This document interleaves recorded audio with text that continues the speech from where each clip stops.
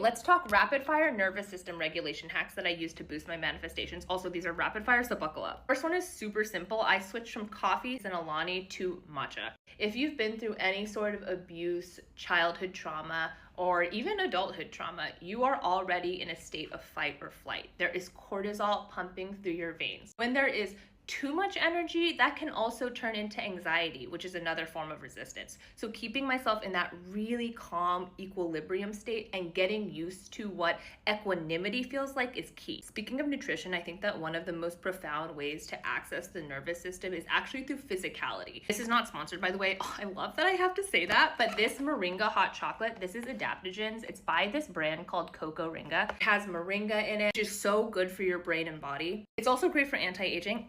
But I really like the ways that adaptogens bring your body back to homeostasis. So for me, if you're a little bit too anxious, this will bring you back to normal. If you're low energy, it can actually bring you back up to balance. So I really like this specific hot chocolate. I have it every single night. Sometimes I'll even have 2 a day. And the reason that I also like the matcha with the L-theanine and adaptogens is it's just an easy way to get ahead of yourself because it's not requiring any sort of cognitive effort on your part. It's something easy that you can just take and know it's doing the work. The next thing is something that I actually bought as soon as I started blowing up on TikTok because I was like, holy fuck, there are thousands of people watching my videos. And as an introvert, I'm an INFJ, by the way. I don't know if you guys know that. But as an introvert, it can feel like a lot sometimes. And even though I know that massive impact is part of my purpose and it's what I'm committed to do, like in some ways I love being visible, but in some ways my introvert self is like, oh my God, I can't be perceived. Limiting belief. And so this Bearaby weighted blanket is a 15-pound blanket and I have been using this throughout the day. Every single night, like I sleep under it, but also when I'm doing work, I have this lying over my legs. Anytime I'm feeling anxious, I'll just wrap myself like a burrito on the bed. And this is a scientifically proven way for people with PTSD, which let's be real, like all of us have PTSD to certain, no one rides for free. This is something that has been proven from even military veterans to help. So if you have anxiety, depression, or you live alone, I highly recommend a weighted blanket for that somatic comfort and support. This mimics deep pressure therapy and it boosts serotonin. And now I'm like, I can't sleep unless I have this on me. So also fake smiling. I know this sounds crazy, but they've actually had studies that show if you hold a pencil in your teeth like this, in this study, they took the people's mood afterwards, and the people, even when it was a fake smile, like even like a fucking grimace, their mood felt happier than the people who didn't do that. So in the mornings, in the mirror, even sometimes when I'm driving and like if I'm in a bad mood or I'm feeling anxious, I will literally force myself to smile and I'll just be driving. Or I'll just be sitting typing. Sometimes it won't even reach my eyes. I mean, I'm good at method acting now, so I can make it reach my eyes, but like I'll even just do this.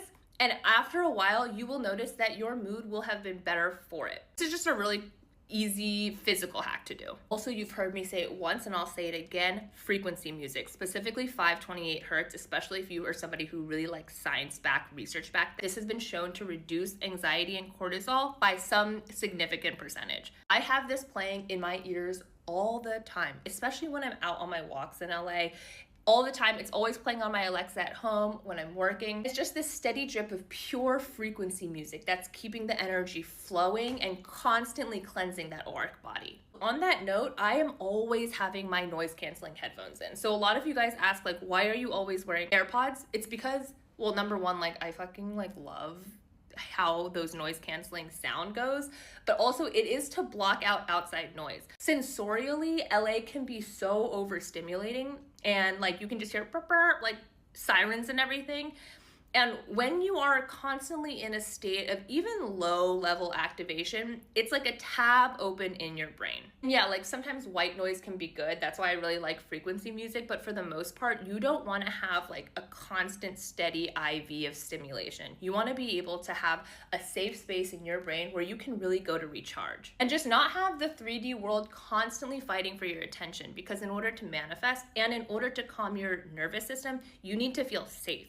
You need to feel deeply, deeply safe. And one of the best ways to feel that is with silence or very relaxing spa music, especially if you're an introvert. Also, don't think that nervous system regulation has to be this like rich, bougie thing or this super time consuming thing. Like I'm going outside for circadian walks every single day. And every single day, I'm finding a plot of grass where for at least 10, 15 minutes, I'll either sit on it with my bare feet or I'll stand on it and just kind of walk around and respond to comments on my phone. Walking is also so critical for your nervous system because it uses the same technology. It's not technology, but like principles as EMDR, which is a type of eye movement therapy, where when you are scanning the premises, it sort of goes back to like our biology when we were cavemen. It gives us a sense of safety to be moving our eyes in this left to right fashion where we're like scanning the planes and we know that we can see everything and that we're ultimately safe. It's the same thing of when you're sitting and you are actually consciously opening your vision to the peripherals. That is also indicating to yourself that you are safe. You have the ability to not have to tunnel vision on something. Your Maslow's hierarchy of needs is met to the point where you can widen your aperture. You can open your vantage point.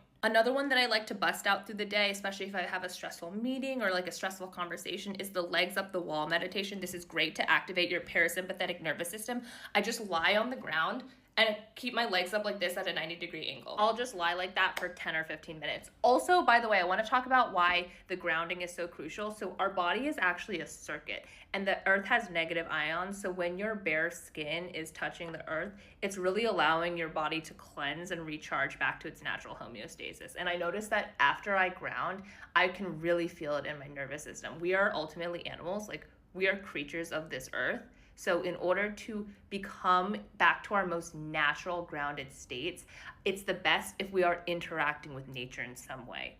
Like, I want you to know that it doesn't need to be complicated. Like, you don't even need to make all of these certain practices.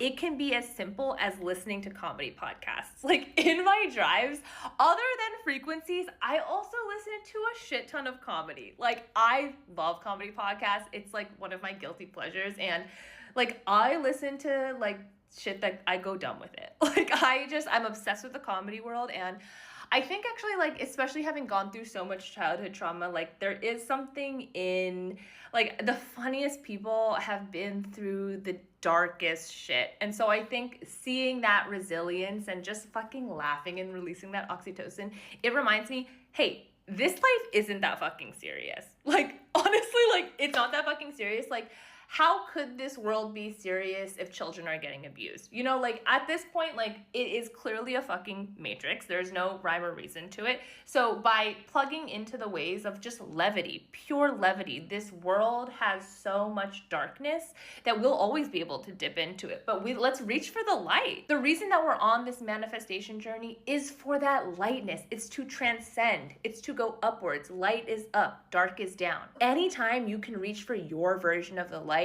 for me, it's comedy. For me, it's like beauty. It's beauty. It's luxury. It's like the fucking like juiciness of this world. Whatever that is for you, whether it's going on runs, watching a marathon, like, or running a marathon.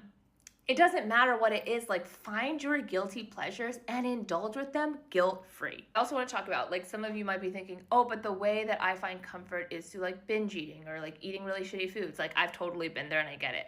So I want to say manifestation is also deeply about meta awareness. You're watching yourself be a certain type of person at all times of the day. That's why like this void, this method acting, especially method acting when there is no audience, like you are the first audience, that's why it's so critical. That meta awareness is what's allowing you to be conscious of the transformation. Both your conscious mind and your subconscious mind have to submit. That's why method acting attacks both. The reason that turning to things like comedy or going for walks, things that won't have you go through that regret and punishment loop, whatever your version, whether it's video games, whether it's shopping, make sure you're not entering a self-sabotaging version, because future you doesn't regulate through things that dampen who they are. Future you is fully aligned. So the nervous system regulation ways that you're doing should ideally be reaching more toward who you want to be than what is comfortable to you. Like, for example, smoking a ton of weed. Putting your phone on do not disturb. Do not underestimate this. The biggest unlock for me was realizing that I don't need to be available to everyone at all times. I can be on my own schedule. But for so long, my people pleasing, and I think a little bit, honestly, like of my cultural upbringing was like, oh, no, you need to be everyone's foot soldier. You need to be online. You need to be on demand. Realizing that actually, no, you can just train people to understand, like, I'm not available at your beck and call, and understanding that boundaries are so healthy, this can create so much inner peace for you to focus on you. Because in order to manifest, you need to go all in on yourself first. Oh my God, I'm running out of time, but I have so many more so I can make a part 2. But in the meantime, you guys got this.